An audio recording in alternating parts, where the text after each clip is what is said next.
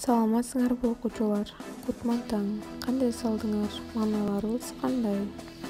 Анда сабакты баштайлы. Азыр адабий окуу сабагын өтөбүз балдар. Сабактын темасы адамдын пейили.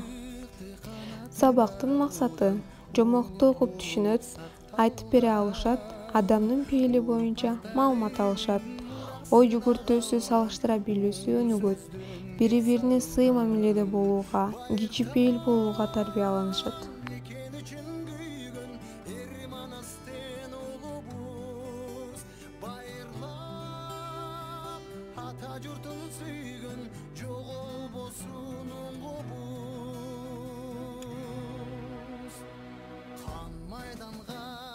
Төшін тосып барған қайрат артпай дұшмандан, халқым үшін де чағылғандай жанған қайратынан жанбаған. Ай, Қырғызстаным сенің, ашық болсын асманың, елімде